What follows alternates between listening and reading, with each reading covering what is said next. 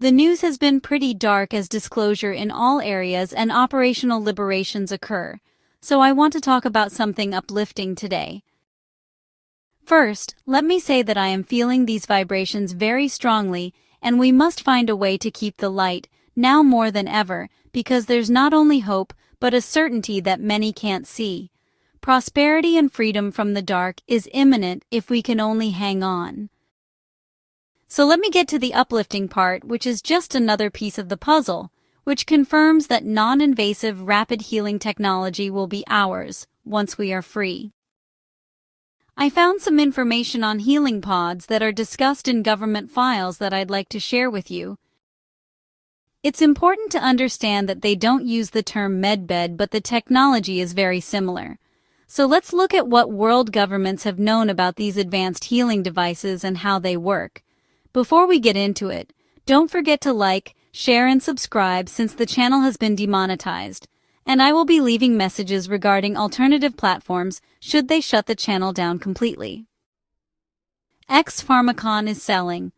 We have a buy one, get one 50% off on the second ticket for March, and the deal will be available March 15th through 19th.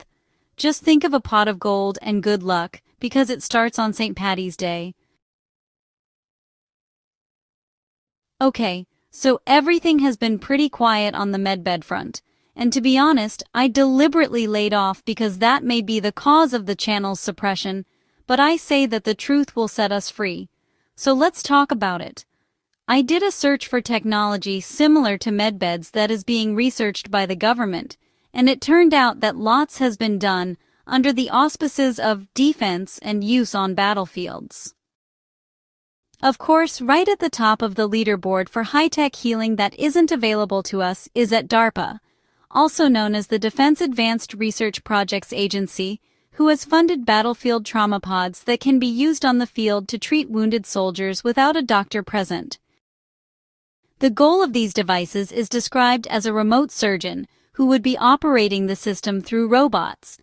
Prototypes were created by various companies including SRI International, General Dynamics, Oak Ridge National Laboratory, and the University of Maryland Medical System, which is just 38 miles from Washington, D.C. But this isn't the miracle holographic beds that we have heard. These are more of a robotic surgery which already exists. The thing that makes this unique is that it's done remotely, right down to the transfer of the required supplies via a network of consoles and controls with humans overseeing the entire process. So this is an interesting capability for healthcare and medbeds or healing pods of all kinds. One thing to remember though is that we have heard that there are 3 different types of medbeds, and a surgical one has always been predicted. But we're not going to get too deep into this one since the healing is invasive surgery. Instead, I'd like to tell you about the U.S. military regenerative medicine programs. This is handled by the Armed Forces Institute of Regenerative Medicine, or AFIRM. I've heard this name come up a few times in my searches, but now we are going to look closer. This program focuses on limb regeneration, skin regeneration for burn victims. I hope you are listening, sweet Mary. Other regenerations being researched are organ repair, cellular therapies, and rapid wound healing. Sound familiar? It's interesting to note that the institute was just established in 2008, and since the Gateway Experience document was published back in 1983 and declassified by the CIA in 2003. So AFIRM is a government-funded program that is a collaboration between the Department of Defense and the Armed Forces, so it's not your typical medical research.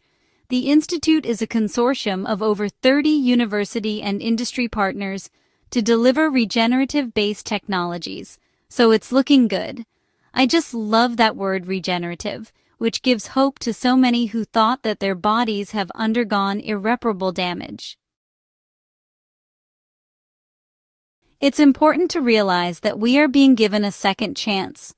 We are being educated and protected when possible from the toxins making us sick, but it's still going to be up to us to make an effort and really focus on not harming our body temple.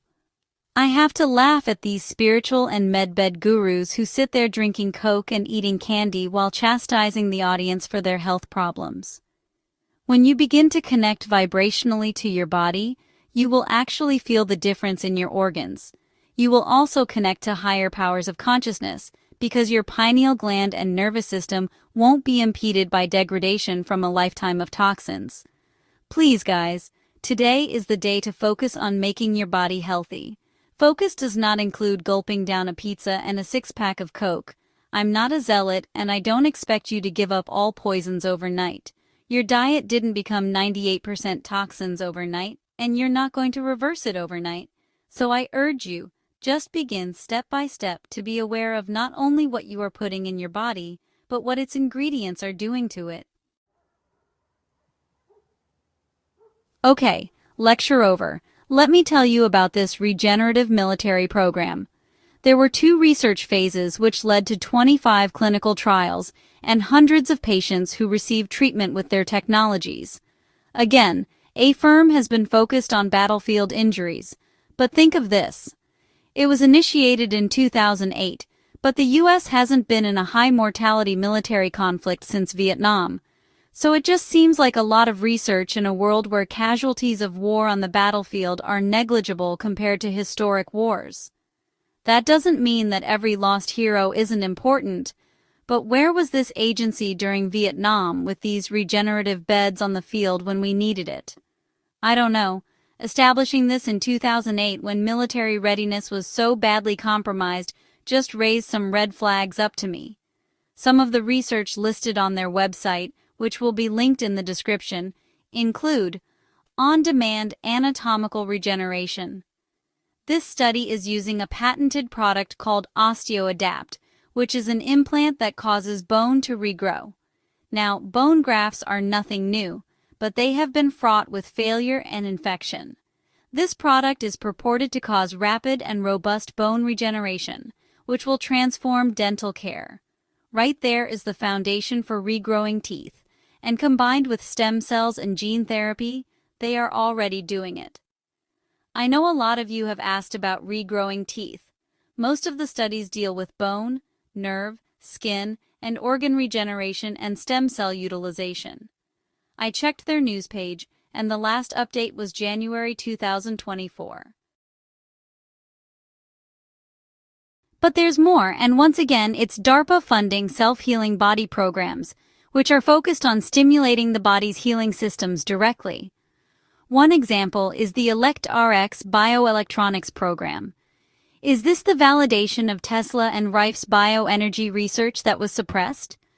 There's a page on this product which is linked, and it's about a non-pharmaceutical electrical prescription for pain, inflammation, PTSD, severe anxiety, and trauma. It uses a closed-loop, non-invasive modulation of the patient's nervous system. It talks about a network of neurons that are constantly on duty monitoring and responding to infection or injury, stating that ElectRx would exploit and supplement the body's natural ability to quickly and effectively heal itself. Wow, guys.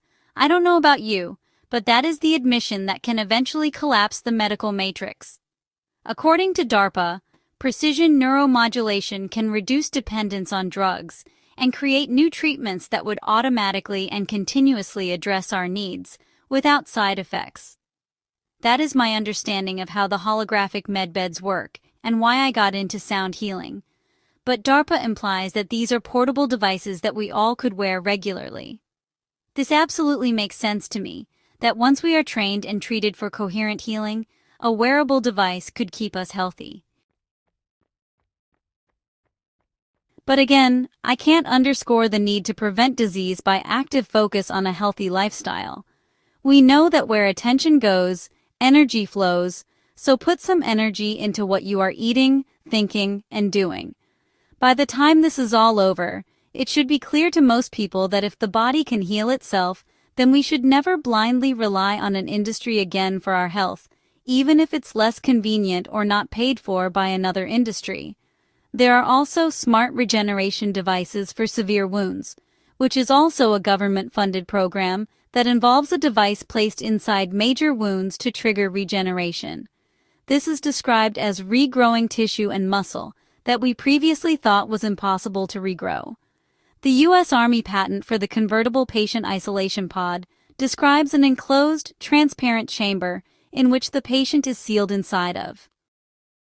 As a sideline, they also have studied suspended animation and cryotherapy for slowing metabolism and preventing further tissue damage. So here's the bottom line.